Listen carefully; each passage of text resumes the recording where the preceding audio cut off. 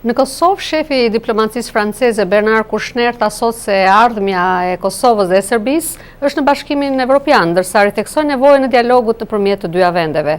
Ai bëri këto komente gjatë një vizite në komunën e re të Gracanicës afër Prishtinës, ku u bëri thirrje qytetarëve serb që të ndihen qytetarë të barabartë të Kosovës. Nga Prishtina njofton korrespondenti ynë Leonat Shehu. Ministri francez i punëve të jashtme Bernard Kouchner tha sot se gjendja e komunitetit serb në Kosovë ka ndryshuar pozitivisht, por ka ende punë për të bërë. Ai bëri këto komente në ditën e dytë të qëndrimit të tij në Kosovë, me që rast vizitoi komunën e re të Graçanicës, përfshirë dhe manastirin mesjetar që ndodhet në këtë fshat.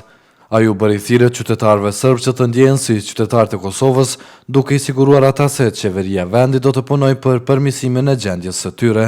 Les Serbes du Kosovo doivent être des habitants à part entière. Serbët në Kosovë duhet të jenë njësoj sikurse edhe qytetarët e tjerë.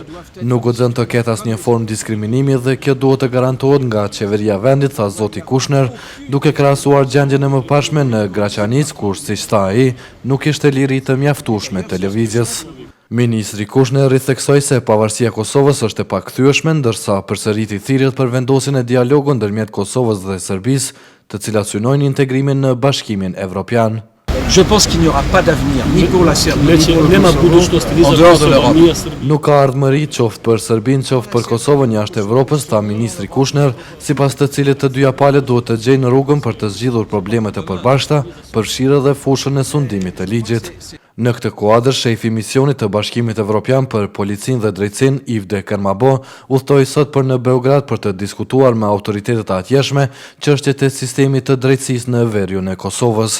Autoritetet në Prishtinë janë informuar lidhur me këtë vizitë, synimi së cilës në mesin e shumë të tjerëve është funksionimi i dorë i gjykatës së qarkut në Mitrovicën Veriore, thanë zyrtar të EULEX-it.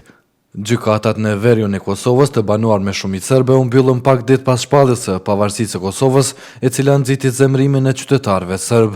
Një muaj më vonë, një pjesëtar i policisë së Kombeve të Bashkuara u vra gjatë razirave që pasuan ndërhyrjen e UNMIK-ut për të rihapur gjykatat e bllokuara nga protestuesit serb.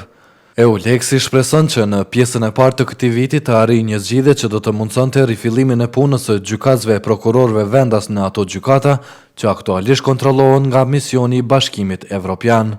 Për Zërin e Amerikës, Leonat Shehu, Prishtinë. Ministri francez i punëve të jashtme Bernard Kouchner nuk pranoi të komentonte për çështjen e të ashtu quajturës tregtimi organe të serbëve të rrëmbyer gjatë luftës në Kosovë. Mais vous êtes malade, non? J'ai une tête à vendre des organes, moi.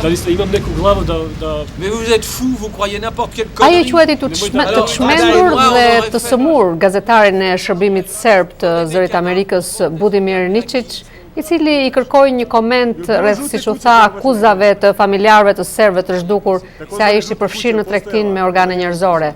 Me një pamje të nervozuar, zoti Kouchner i tha gazetarit të mos thotë marzira, i cili shtoi se nuk mund të besonte se dikush të po bënte një pyetje kaq të mjegullt.